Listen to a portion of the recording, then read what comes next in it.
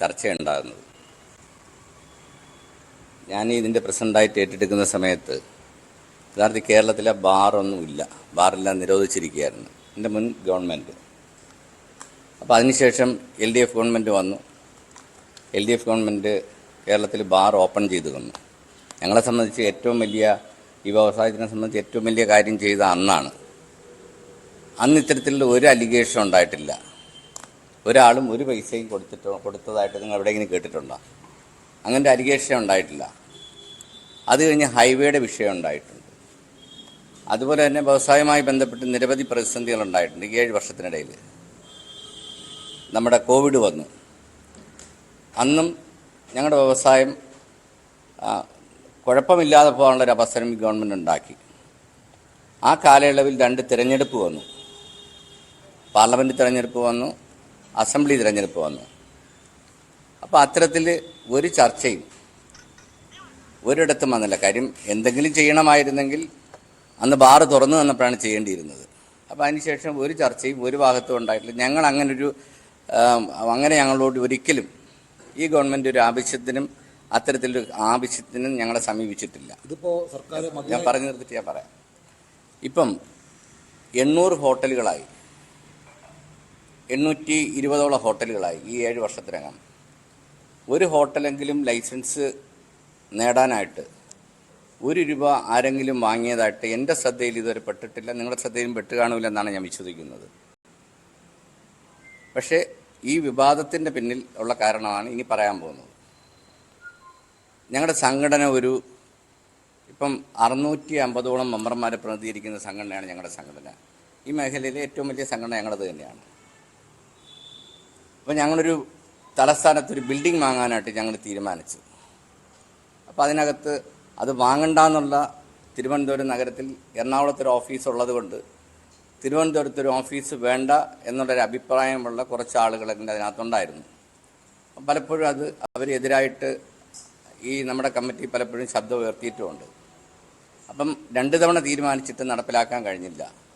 3ാമത് ഞങ്ങളുടെ ശക്തിയായിട്ട് അത് നടപ്പിലാക്കാൻ തീരുമാനിച്ചു. അപ്പം ഞങ്ങൾ അതുമായി ബന്ധപ്പെട്ട് ഈ 30-ാം തീയതിയാണ് അതിൻ്റെ കരാർ കാലാവധി തീരുന്നത്.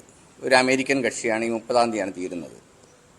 ഞങ്ങൾക്ക് യഥാർത്ഥത്തിൽ 650 മെമ്പർമാരുണ്ടെങ്കിലും 450 മെമ്പർമാർ ഏകദേശം 4 കോടി രൂപയോടെ ഞാൻ കളക്ട് ചെയ്യാൻ കഴിഞ്ഞത്. നിങ്ങൾക്കറിയാം, 1 ലക്ഷം രൂപ വെച്ചാണ് ഒരു മെമ്പറിൽ നിന്ന് കളക്ട് ചെയ്യുന്നത്.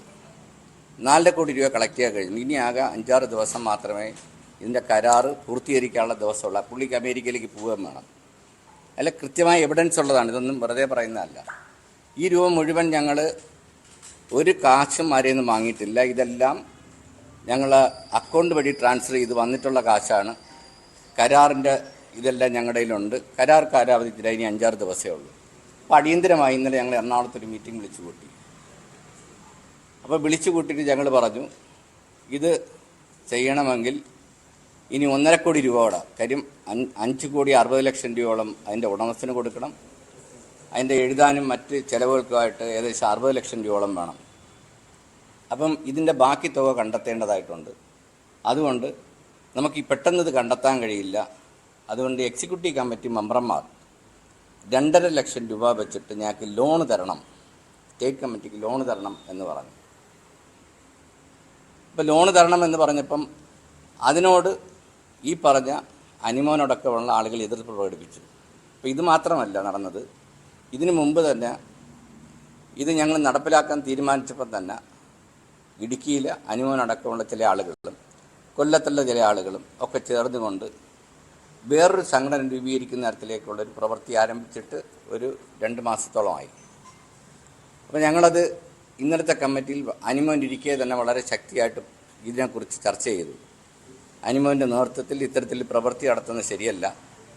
ബിൽഡിംഗ് ഫണ്ട് ഏറ്റവും കളക്ഷൻ കുറച്ച് കിട്ടിയ ജില്ല ഇടുക്കി ജില്ലയാണ്. ഇത്തരത്തിൽ ചർച്ച ചെയ്തു. ഇപ്പോൾ സംഘടനയ്ക്ക് നിരക്കാത്ത രീതിയിൽ വേറൊരു അസോസിയേഷൻ രൂപീകരിക്കാനുള്ള ശ്രമങ്ങൾ നടത്തി എന്നുള്ളത് കൊണ്ട് തന്നെ അനിമോനെ സസ്പെൻഡ് ചെയ്യാൻ തീരുമാനിച്ചു. അപ്പം തന്നെ അനിമോൻ അവിടെ നിന്ന് ഇറങ്ങി വെളിയിലേക്ക് പോയി. അനിമോൻ ഇറങ്ങി പോവുകയും ചെയ്തു. അല്ലാതെ ഇതുമായി ബന്ധപ്പെട്ട് വേറൊരു ചർച്ചയും ഞങ്ങളവിടെ ചെയ്തിട്ടില്ല. പിന്നെ ഈ 2.5 ലക്ഷം രൂപ ഞങ്ങൾ ലോണായിട്ടാണ് വാങ്ങുന്നത്. ഈ പൈസ കിട്ടാനുള്ള ജില്ലകളിൽ നിന്ന് ഇമ്മീഡിയറ്റായിട്ട് കളക്ട് ചെയ്ത് തരികയും ആ രൂപ തിരിച്ചു കൊടുക്കുകയും ചെയ്യണമെന്നാണ് ഞങ്ങൾ തീരുമാനിച്ചിട്ടുള്ളത്. ഇനി ഡ്രൈഡേയുടെ മറ്റ് കാര്യങ്ങളെന്ന് പറയുന്നത്, ഞങ്ങൾ ഈ സംഘടന വന്ന് 2 വർഷം കഴിഞ്ഞ് അന്ന് മുതൽ ഞങ്ങൾ ഗവൺമെൻറ്റിനോട് ആവശ്യപ്പെടുന്നതാണ് ഡ്രൈഡേ ഒഴിവാക്കി തരണമെന്നും സമയപരിധി കൂട്ടിത്തരണമെന്നുള്ളത്. ഞങ്ങൾ ഒരു റെപ്രസെൻറ്റേഷൻ അല്ല, 20ഓ 25ഓ റെപ്രസെൻറ്റേഷൻ ഈ ഗവൺമെൻറ് മുമ്പിൽ കൊടുത്തിട്ടുണ്ട്. ഞങ്ങൾ മാത്രമല്ല, ടൂറിസം മേഖലയിൽ പ്രവർത്തിക്കുന്ന 25ഓളം സംഘടനകൾ ഈ ആവശ്യം ഉന്നയിച്ചിട്ടുണ്ട്. ഡ്രൈഡേ ഒഴിവാക്കണമെന്നും അതുപോലെ തന്നെ സമയം കൂട്ടിത്തരണം. കാര്യം ഇപ്പം ഞങ്ങളെ സംബന്ധിച്ച് 5 ലക്ഷം രൂപയുടെ ഫീസ് വർധനവ് നടത്തി. ഞങ്ങൾക്ക് ഗവൺമെൻറ്റിനോട് ഭയങ്കരമായ അമർഷമുണ്ട്. ഈ 5 ലക്ഷം രൂപ ഒരു ഗവൺമെൻറ്റും 5 ലക്ഷം രൂപ കൂട്ടിയിട്ടില്ല. ആദ്യമായിട്ടാണ് ഒരു ഗവൺമെൻറ് 5 ലക്ഷം രൂപ കൂട്ടിയിരിക്കുന്നത്. അപ്പോൾ അതുകൊണ്ട് തന്നെ ഞങ്ങൾക്ക് ശക്തമായ ഇതിനെ ബാർ ലൈസൻസ് വർദ്ധിപ്പിച്ച് ഞങ്ങൾക്ക് ശക്തമായ അഭിപ്രായ വ്യത്യാസമുണ്ട്.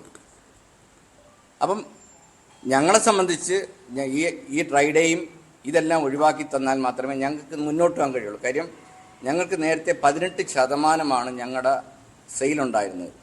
ആവറേജ് സെയിൽ ബിവറേജ് ഞങ്ങളോട് നോക്കി ഞങ്ങൾക്ക് 18% മാർക്കറ്റ് ഷെയർ ഉണ്ടായിരുന്നു. ഇപ്പോൾ 800 ബാർ വന്നിട്ട് ഞങ്ങൾക്ക് 12% കുറഞ്ഞു. അപ്പോൾ ബാർ ഹോട്ടലുകളുടെ കച്ചവടം 40% കൊണ്ട് താഴേക്ക് പോയി. ആർക്ക് വേണോ പരിശോധിക്കാം, 40% കൊണ്ട് താഴേക്ക് പോയി. അതിനോടൊപ്പം 5 ലക്ഷം കൂട്ടിയാൽ ഞങ്ങൾക്ക്, അതുകൊണ്ട് തന്നെ ഗവൺമെൻറ് അറിയാം ഇത്രയും സെയിൽ കുറഞ്ഞിട്ടും ഇത് കൂട്ടിയ ശരിയായ നടപടിയെല്ലാം ഞങ്ങൾ ഗവൺമെൻറ്റിനോട് ധരിപ്പിച്ചിട്ടുണ്ട്. അതുകൊണ്ട് തന്നെ ഞങ്ങൾ പറഞ്ഞു ലൈസൻസ് ഇത് ഞങ്ങൾക്ക് സമയം കൂട്ടിത്തരണമെന്നും ഡ്രൈഡേ മാറ്റത്തിൽ ഞങ്ങളുടെ മാത്രമല്ല, നിങ്ങൾ ഗവൺമെൻറ്റുമായി നോക്കിയാൽ അറിയാം 10ഓ 20ഓ 25ഓ ഈ മേഖലയിൽ പ്രവർത്തിക്കുന്ന എല്ലാ സംഘടനകളും ആവശ്യപ്പെട്ടിട്ടുള്ള പ്രധാനപ്പെട്ട ആവശ്യമാണ് ഇത് ഡ്രൈഡേ മാറ്റണമെന്നും. അത് കാര്യം ഞങ്ങളുടെ വ്യവസായത്തിന് കൃത്യമായി ടൂറിസം വ്യവസായത്തിനെ ബാധിക്കുന്ന ഒരു വിഷയമാണ് ഡ്രൈഡേ എന്ന് പറയുന്നത്. അപ്പോൾ അത് മാറ്റിത്തരണമെന്ന് ഞങ്ങളുടെ ആവശ്യമാണ്. അത് ഇന്ന് തുടങ്ങിയതിൽ 5 വർഷമായിട്ട് ആവശ്യപ്പെടുന്നതാണ്. അങ്ങനെയാണെങ്കിൽ 5 വർഷം മുമ്പേ ഇതൊക്കെ ചെയ്യാമായിരുന്നു. 5 വർഷമായിട്ട് ഞങ്ങൾ ആവശ്യപ്പെട്ടുകൊണ്ടിരിക്കുന്ന ഒരാവശ്യമാണ്. ഞങ്ങൾ ഒരു പൈസ പിരിച്ചാലും ഞങ്ങൾ അക്കൗണ്ട് വഴിയുള്ള കാര്യങ്ങൾ മാത്രമേ ഉള്ളൂ. അത് എല്ലാവർക്കും അറിയാവുന്നതാണ്. ഞങ്ങൾ ഓക്കി വന്നപ്പോഴും മറ്റെന്തെല്ലാം നാട്ടിൽ എന്തെല്ലാം വിപത്തുകൾ ഉണ്ടായപ്പോഴും അപ്പോഴെല്ലാം ഞങ്ങൾ 3-4 കോടി രൂപ ഞങ്ങൾ കൊടുത്തിട്ടുണ്ട്. അതെല്ലാം അക്കൗണ്ടിലൂടെയുള്ള പ്രവൃത്തി മാത്രമേ ഞങ്ങൾ ചെയ്യുള്ളൂ. അല്ലാത്ത യാതൊരുവിധ പ്രവൃത്തി ഞങ്ങൾ ചെയ്യാറില്ല. ഇതാണ് ഞാൻ ഇതുമായി ബന്ധപ്പെട്ട് പറയാനുള്ളത്.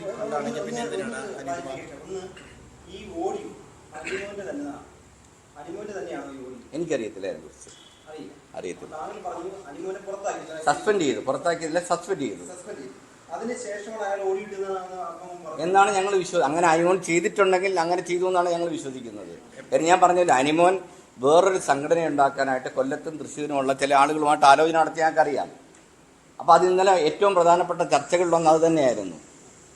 ഈ ശബ്ദ സംപ്രേഷണത്തിൽ പറയുന്നത് ഈ കോഴ കൊടുക്കണമെന്ന് തന്നെയാണ്. അപ്പം പിന്നെ ബിൽഡിംഗ് ഫീസിന് പകരം അങ്ങനെ എന്തുകൊണ്ടായിരിക്കും അങ്ങനെ പറഞ്ഞത്? അതെനിക്കറിയില്ല. ഞങ്ങളൊരു പുറത്താക്കിയ സസ്പെൻഡ് ചെയ്തിരിക്കുന്ന ആൾക്ക് എന്തും പറയാമല്ലോ. അങ്ങനെ അയാൾ പറഞ്ഞിട്ടുണ്ടെങ്കിൽ, എനിക്കറിയത്തില്ല പറഞ്ഞിട്ടുണ്ടോ ഇല്ലയെന്ന് അറിയത്തില്ല, പറഞ്ഞിട്ടുണ്ടെങ്കിൽ എന്തും പറയാമല്ലോ അയാൾക്ക്. സസ്പെൻഡ് ചെയ്തിരിക്കുന്ന ആൾക്ക് PMGയിലാണ് ഞങ്ങൾ ബിൽഡിംഗ് വാങ്ങുന്നത്. സ്ഥലം വാങ്ങിയിട്ടുണ്ട്. ഞങ്ങൾ പകുതി കൂടുതൽ കാശ് അഡ്വാൻസ് കൊടുത്തിട്ടുണ്ട്. ഏതാ ഞങ്ങൾ 3 കോടിയോളം ഞങ്ങൾ കാശ് കൊടുത്തു കഴിഞ്ഞു.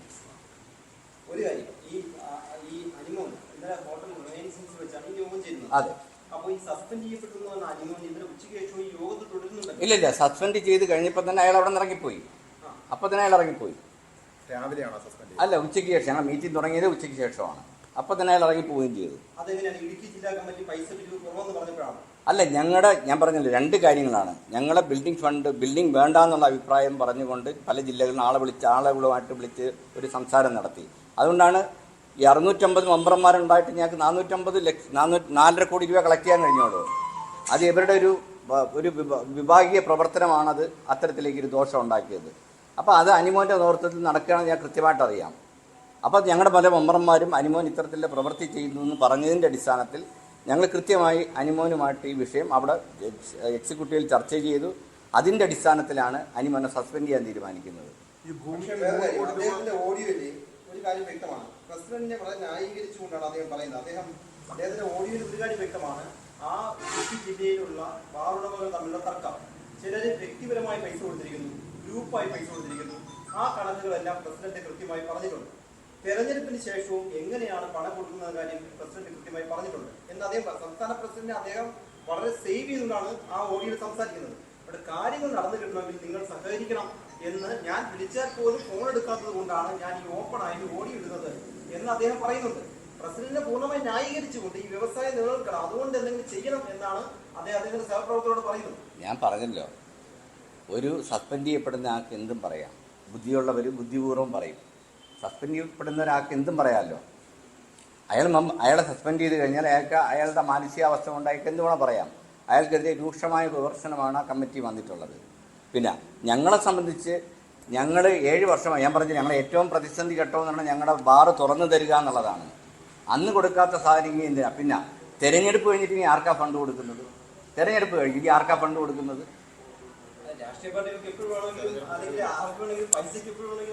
അല്ല, ഞങ്ങളോട് ആവശ്യപ്പെട്ടില്ല. ഞങ്ങൾ ഈ 7 വർഷമായിട്ട് പ്രവർത്തിക്കുമ്പം ഞങ്ങളോട് ഏതെങ്കിലും ഒരു സംഘടന ആവശ്യപ്പെട്ടതായിട്ട് ഞങ്ങളുടെ സംഘടന എന്നുള്ള നിലയിൽ ആവശ്യപ്പെട്ടില്ല. വ്യക്തിപരമായി പല ആളുകളും, പല രാഷ്ട്രീയ പ്രസ്ഥാനങ്ങളും സാമൂഹിക പ്രസ്ഥാനങ്ങളും ഞങ്ങളോട് പൈസ ചോദിക്കാറുണ്ട്, ഞങ്ങൾ കൊടുക്കാറുണ്ട്. ഞങ്ങളുടെ കഴിവിനനുസരിച്ച് എല്ലാവർക്കും കൊടുക്കാറുണ്ട്.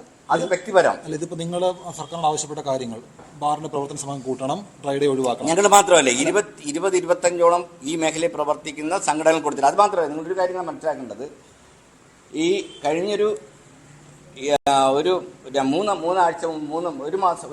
മൂന്നാഴ്ച മുമ്പ് തന്നെ ഗവൺമെന്റിന് 1-2 പെറ്റീഷൻ ചെല്ലാം അയച്ചിട്ടുണ്ട്. ഇതുമായി ബന്ധപ്പെട്ട ആളുകൾ അയച്ചിട്ടുള്ള കൃത്യമായി നിങ്ങൾ പരിശോധിച്ചാൽ അറിയാം.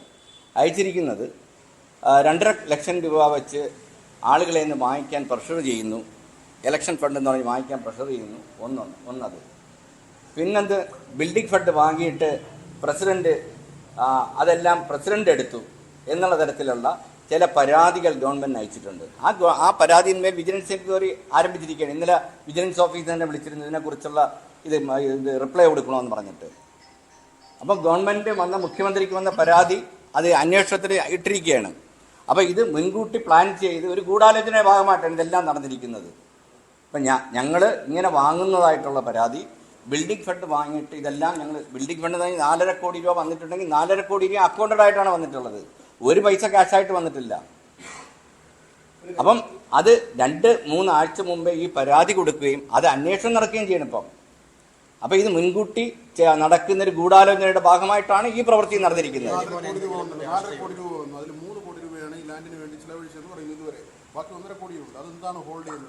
അല്ലേ, അത് ഒരാളുടെ ഫൈനൽ അഗ്രിമെന്റിലല്ലേ എല്ലാ പൈസയും കൊടുക്കത്തുള്ളൂ. ഫൈനൽ അഗ്രിമെന്റ് അടക്കാൻ പോകുന്ന 4 ദിവസം നടക്കും. 5,60,00,000 രൂപ അതിന്റെ വില. 6,10,00,000 രൂപയുടെ ഞങ്ങൾക്ക് ചെലവാകും.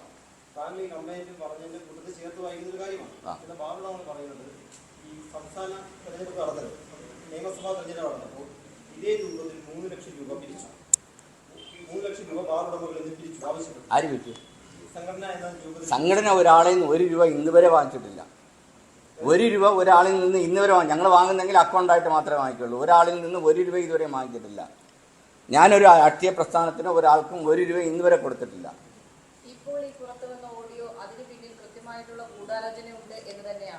ഉറപ്പിച്ച് പറയില്ല. കാര്യം അതുകൊണ്ടാണ് പറഞ്ഞത്, കഴിഞ്ഞ 10-25 ദിവസം മുമ്പ് ഇത്തരത്തിൽ പരാതി വരുന്നു. ഇങ്ങനെ പൈസ വിരിക്കുന്നതായിട്ടൊരു പരാതി, പിന്നെ ബിൽഡിംഗ് ഫണ്ട് വിരിച്ചു അത് പ്രസിഡന്റ് എടുത്തുകൊണ്ട് പോകുന്നതായിട്ടൊരു പരാതി. അതിനെ തുടർന്ന് ഗവൺമെന്റിന്റെ മുമ്പിൽ വന്നപ്പോൾ ഗവൺമെന്റ് അത് വിജിലൻസ് എൻക്വയറിക്ക് ഇട്ടിരിക്കണം. ഒരു ഗവൺമെന്റ് തലത്തിൽ സ്വാഭാവികമായിട്ട് എൻക്വയറി വരും. അത് ഞങ്ങൾ മറുപടി വരാൻ ഞങ്ങളുടെ രേഖകളുണ്ട്, ഞങ്ങളത് മറുപടി വരാൻ തയ്യാറാണ്. ഞങ്ങളൊരാൾക്ക് വേണ്ടിയും